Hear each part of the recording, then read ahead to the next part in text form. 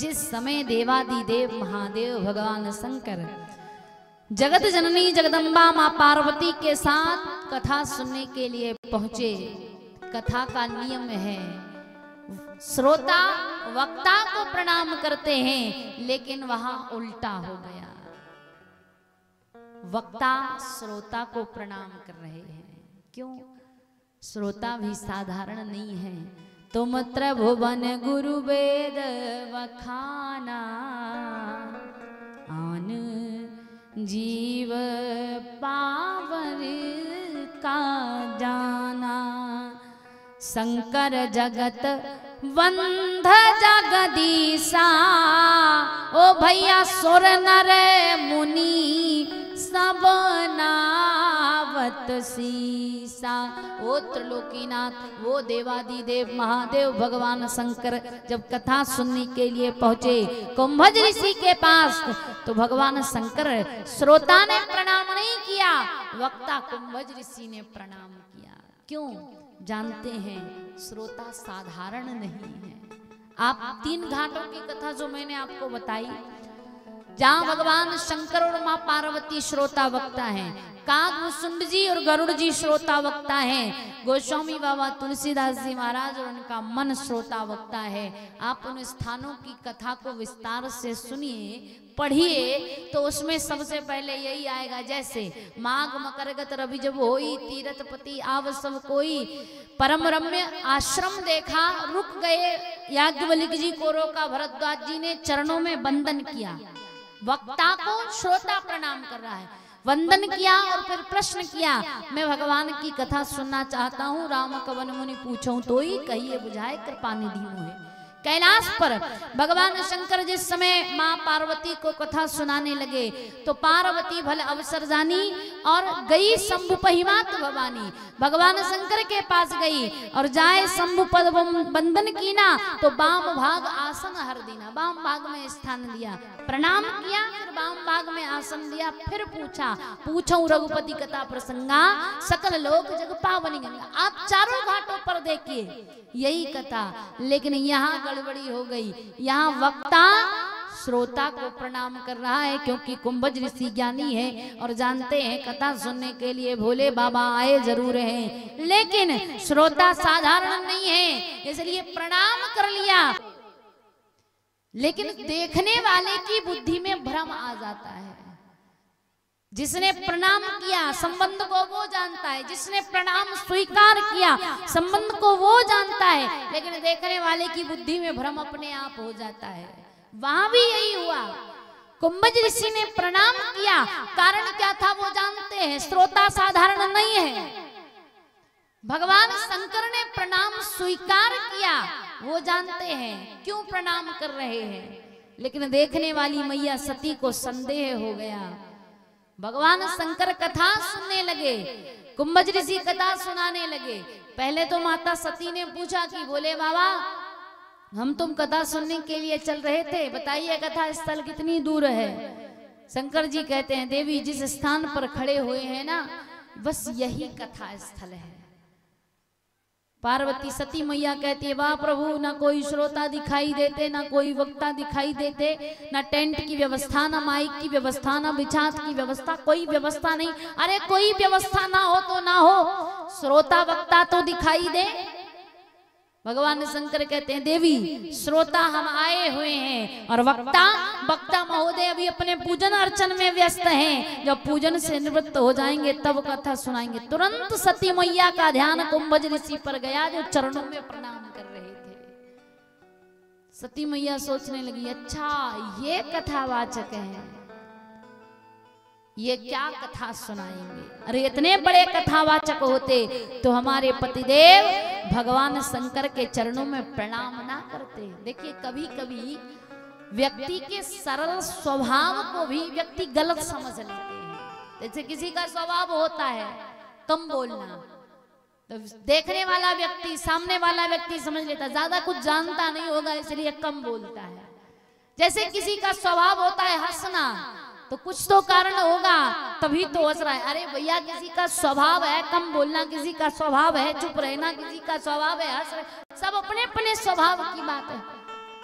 भगवान शंकर ने जब देखा कुंभज ऋषि प्रणाम कर रहे हैं, संदेह नहीं हुआ। सती मैया ने देखा, सरलता देखी कि प्रणाम कर रहे हैं, मतलब ज्यादा कुछ जानते नहीं हैं। और इन दो बातों का अंदाजा व्यक्ति बड़े जल्दी लगा लेता है। एक अपने आप को ज्ञानी समझता है और दूसरे को मूर्ख समझ लेता है कि मूर्ख है तभी तो हमारे सामने झुक रहा है, ज्ञानी होता जानता तो हमारे सामने झुकता थोड़ी। लेकिन शास्त्र कहते हैं विद्या ददाति विनयम, जो विद्यावान होता है, जो बुद्धिमान होता है, जो ज्ञानी होता है वही तो झुकता है। क्योंकि अकड़ना कौन जानता है, अकड़ तो मुर्दे की पहचान होती है। झुकता कौन है, जो विनम्र होता है। जैसे अभी आप देख रहे हैं आम के वृक्षों पर फल आ रहे हैं, तो आम झुक रहे हैं कि एकदम अकड़े खड़े हुए हैं। आम की डालियां झुक रही है ना। जैसे ही उस पर फल आए, अभी फल अच्छे से आए नहीं है, सिर्फ उनके फूल आए हैं। जो हम कहते हैं ना आम मौर गए, अभी आम के फल नहीं लगे हैं, मोरे हैं। उसके बाद भी आप डालियों को देखो झुक रही हैं। और जब फल नहीं होते तो डालियां एकदम सीधी खड़ी होती है, फल लगने के बाद झुकने लगती है। ऐसे ही व्यक्ति होता है, जो विनम्र होता है वही ज्ञानी होता है, और जो विनम्र नहीं होता समझ लो उसे ज्ञान नहीं है। कई लोग ऐसे होते हैं, दो चार बातें याद कर लिए और बस वही ज्ञान को चार लोग जहाँ बैठे वहां उछालने लगे, कई लोग वहां बैठे वहां उछालने लगे। कहते हैं ना कहावत, अधगर गगरी झलकत जाए, है ना। लेकिन जो विनम्र होता है वो शांत बैठता है, झुकता है। कुंभज ऋषि देख रहे हैं त्रिलोकीनाथ भगवान शंकर कथा सुनने आए, झुक गए, क्या बिगड़ जाता है। लेकिन देखने वाले को शंका हो जाती है। कई बुजुर्ग जो ज्ञानी होते हैं, जो शास्त्रों को जानते हैं, वो झुक जाते हैं, सोचते हैं। कई युवक ऐसे होते हैं जो कुछ भी कह देते हैं तो बुजुर्ग कहते हैं अरे इनके मुंह मत लगो। क्यों? वो झुक गए, किस लिए? वो जानते हैं ये उद्दंड है। और कहा जाता है ना, बर्रे बालक एक स्वभाव, इनके मुंह नहीं लगना चाहिए। बानर और बालकों का स्वभाव एक जैसा, वो नहीं देखते आपकी क्या प्रतिष्ठा है, क्या मान है, क्या सम्मान है, क्या आपका यश है, क्या नाम है, क्या कीर्ति, कुछ नहीं जानते। इसलिए इनके मुंह नहीं लगना चाहिए। बुजुर्गों का ये स्वभाव होता है। इसलिए जो ज्ञानी होता है, जो अनुभवी होता है, वो झुकता है। कुंभज ऋषि झुक गए। सती मैया को मन में संदेह हो गया, ये क्या कथा सुनाएंगे। अरे इतने बड़े ज्ञानी होते तो हमारे पतिदेव भगवान शंकर के चरणों में प्रणाम ना करते, और वही गलती हो गई। सती मैया के मन में भ्रम आ गया, कथा सुनाने लगे भोले बाबा को। भोले बाबा श्रोता बनकर आनंद से कथा सुन रहे हैं, लेकिन सती मैया बैठी जरूर है लेकिन सुन नहीं रही। आप पूरी रामचरितमानस की चौपाई को पढ़ लीजिए। एक बार त्रेतायुग माही से जहां विदा मांगी है, मुनि सन विदा मांग त्रिपुरारी, चले भवन संग दक्ष कुमारी। सती मैया का नाम नहीं आया है। कथा चलती रही, भोले बाबा कथा को ध्यान लगाकर सुने। कथा सुनने के लिए गए थे शंभु बनकर। एक बार त्रेतायुग माही शंभु गए कुंभज ऋषि पाही। केवल 2 अक्षरों का नाम था। आधी कथा हुई, राम कथा मुनिवर जब खानी, सुनी महेश परम सुख मानी। सुन कौन रहा है? महेश, 3 अक्षरों का नाम।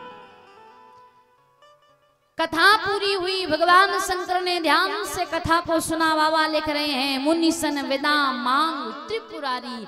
आए थे तब शंभु, कथा आदि हुई, महेश कथा पूरी हुई, त्रिपुरारी हो गए। और सती मैया का नाम नहीं आया, बाद में आया। तो क्या लिखा? मुनि सन विदा मांग त्रिपुरारी,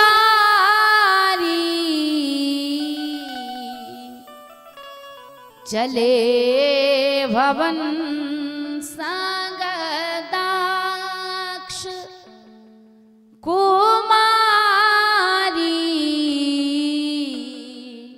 चले भवन संग दक्ष कुमारी। दक्ष कुमारी नाम आया, पिता से जोड़ दिया।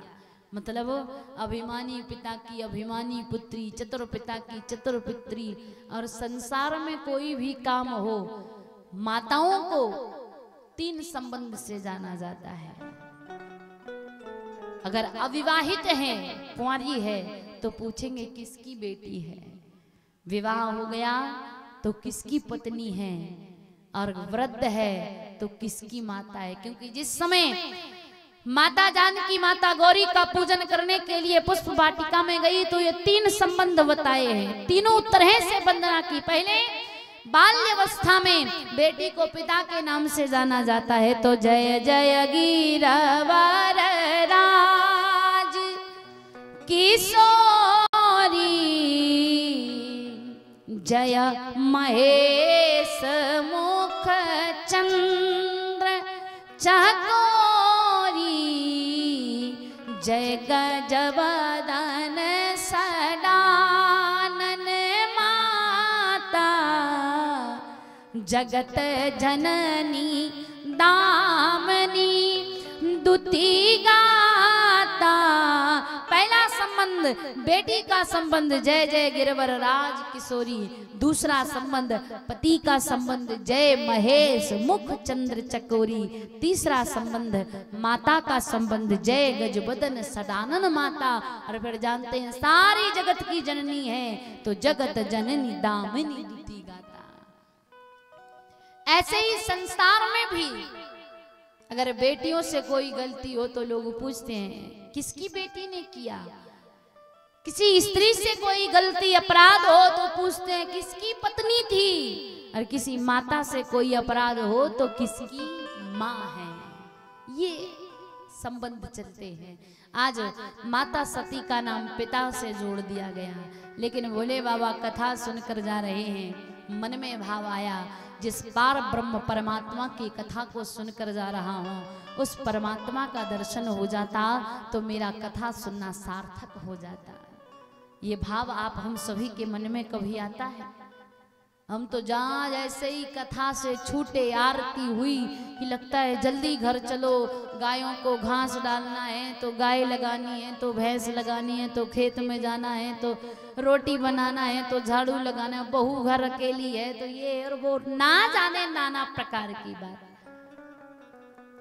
कभी हमारे मन में ये भाव नहीं आया कि जिस परमात्मा का नाम सुनकर जा रहे हैं उसका दर्शन हो जाए। अरे दर्शन की बात ना आए, कम से कम कथा पर चिंतन करते ही चले जाओ। आज बहन जी ने कथा में ये कहा, ये करना चाहिए, वो नहीं करना चाहिए, ऐसी बात वैसी बात पर नहीं। जहाँ कथा से निकले, पांडाल से निकले कि बस फिर संसार में फंसे। लेकिन भगवान शंकर बताते हैं सच्चे श्रोताओं के लक्षण। भगवान शंकर ने कहा जिस परमात्मा की कथा को सुनकर जा रहा हूं उसका दर्शन हो जाता तो मेरा कथा सुनना सार्थक हो जाता।